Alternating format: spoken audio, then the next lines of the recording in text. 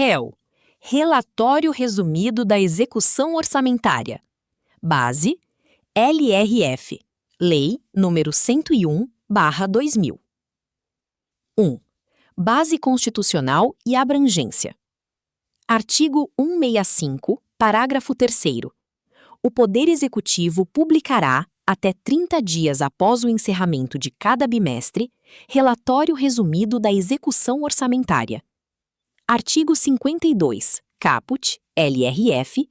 O relatório a que se refere o parágrafo 3º do artigo 165 da Constituição abrangerá todos os poderes e o Ministério Público. Será publicado até 30 dias após o encerramento de cada bimestre e composto de... Vamos entender melhor? Origem constitucional. O REL não é criação da LRF. Ele já estava previsto na Constituição de 1988. A LRF regulamentou e expandiu seu conteúdo, detalhando o que deve constar no relatório. Abrangência ampliada pela LRF. A Constituição fala em poder executivo, mas a LRF foi além. O relatório abrange todos os poderes: executivo, legislativo e judiciário e o Ministério Público. É um documento consolidado do ente federativo como um todo. Periodicidade e prazo. São 6 relatórios por ano, um a cada 2 meses. O prazo de publicação é de 30 dias após o encerramento de cada bimestre. O primeiro bimestre, janeiro-fevereiro, deve ser publicado até 30 de março. O segundo, até 30 de maio e assim por diante. 2. Composição. Balanço orçamentário. Artigo 52, 1. LRF. Balanço orçamentário, que especificará, por categoria econômica, as: a. Receitas por fonte, informando as realizadas e a realizar, bem como a previsão atualizada. b. Despesas por grupo de natureza, discriminando a dotação para o exercício, a despesa liquidada e o saldo. Vamos entender melhor. O retrato do orçamento. O balanço orçamentário é a peça síntese do REL. De um lado as receitas, do outro as despesas. Tudo organizado por categoria econômica, correntes e de capital. Receitas por fonte. 3 informações obrigatórias. Não basta informar só o que foi arrecadado. O balanço exige o que foi realizado, o que ainda falta realizar e a previsão atualizada, que pode diferir da previsão original da LOA caso tenha havido revisão ao longo do exercício. Despesas por grupo de natureza. Para as despesas, a exigência é a dotação autorizada para o exercício, a despesa efetivamente liquidada e o saldo disponível. Atenção ao estágio exigido, é o da liquidação, não o do empenho, não o do pagamento. 3. Composição. Demonstrativos da execução. Artigo 52, inciso 2º, LRF, demonstrativos da execução das: a. Receitas por categoria econômica e fonte, especificando a previsão inicial, a previsão atualizada para o exercício, a receita realizada no bimestre, a realizada no exercício e a previsão a realizar. b. Despesas, por categoria econômica e grupo de natureza da despesa, discriminando dotação inicial, dotação para o exercício, despesas empenhada e liquidada no bimestre e no exercício. c. Despesas, por função e subfunção. Vamos lá. Mais analítico que o balanço. Os demonstrativos de execução são o detalhamento dinâmico do REL.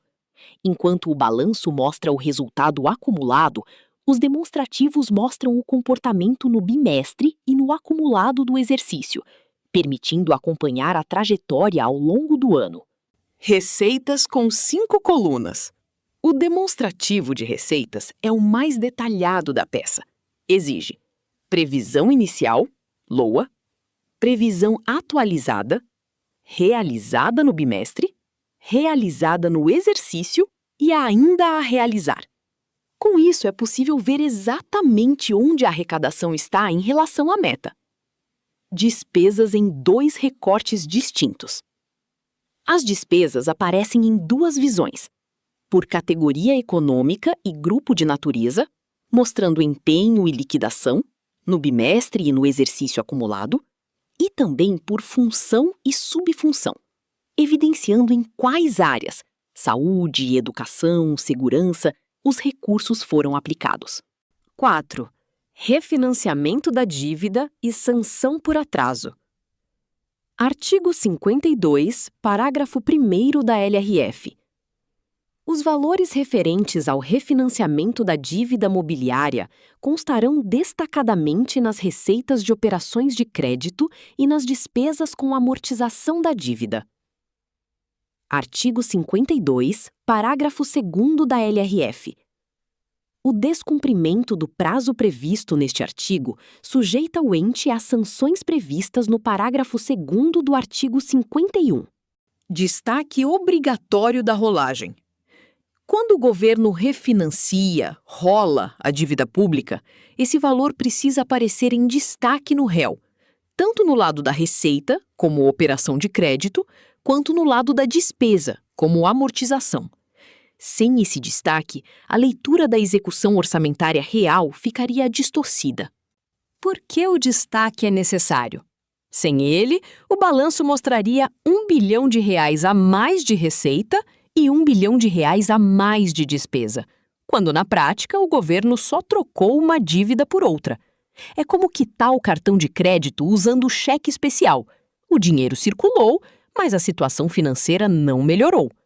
O destaque garante que essa troca não seja confundida com arrecadação ou gasto real. Sanção pelo atraso na publicação. Quem não publicar o réu no prazo fica impedido, enquanto durar a irregularidade, de receber transferências voluntárias e de contratar operações de crédito, exceto as destinadas ao pagamento da dívida mobiliária. A punição é imediata e bastante gravosa para o ente inadimplente. 5. Demonstrativos acompanhantes. Todos os bimestres. Artigo 53 caput, LRF. Acompanharão o relatório resumido demonstrativos relativos a I. Apuração da receita corrente líquida, sua evolução, assim como a previsão de seu desempenho até o final do exercício. 2. Receitas e despesas previdenciárias. 3. Resultados nominal e primário. 4. Despesas com juros. 5. Restos a pagar, detalhando por poder e órgão os valores inscritos, os pagamentos realizados e o montante a pagar. Vamos lá! Além do balanço, o artigo 53 amplia o réu. Além das peças obrigatórias do artigo 52, o relatório deve ser acompanhado de 5 demonstrativos temáticos em todos os 6 bimestres do ano. RCL com projeção de desempenho. O demonstrativo de receita corrente líquida não mostra só o valor apurado no período, exige a evolução histórica e a projeção do desempenho até o final do exercício, sinalizando se o ente está no caminho certo para cumprir suas metas. Os 2 grandes indicadores fiscais. Resultados nominal e primário são os termômetros da saúde fiscal do ente.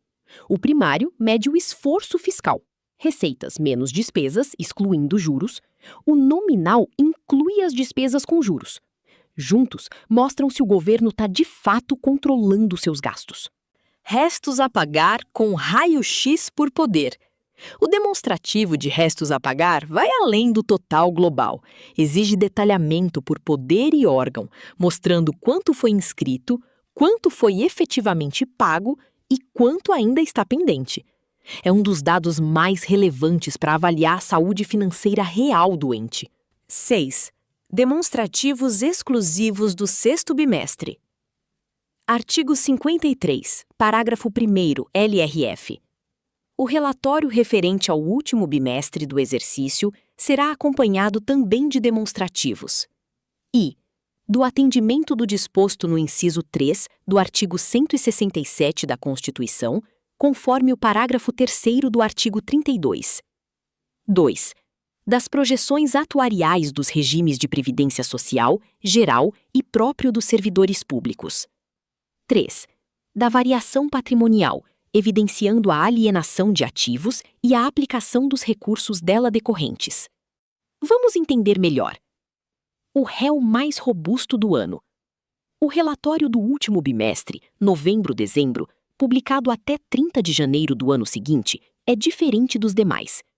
Além de tudo que os outros bimestres exigem, ele carrega 3 demonstrativos extras de fechamento de exercício. Regra de ouro. O primeiro extra comprova o cumprimento do artigo 167, inciso 3 da CF, a chamada regra de ouro, que proíbe a realização de operações de crédito em valor superior às despesas de capital. É a prestação de contas anual desse limite constitucional. Sustentabilidade previdenciária. As projeções atuariais mostram, em horizonte de longo prazo, se os regimes de previdência, RGPS e RPPS, são sustentáveis. É uma exigência de transparência sobre as obrigações futuras do Estado com seus segurados e servidores. Destinação dos ativos alienados. O demonstrativo de variação patrimonial foca na alienação de bens e ativos públicos ocorrida no exercício, exigindo que o governo mostre não só quanto vendeu, mas para onde foram os recursos obtidos com essas vendas, fechando o ciclo de accountability sobre o patrimônio público.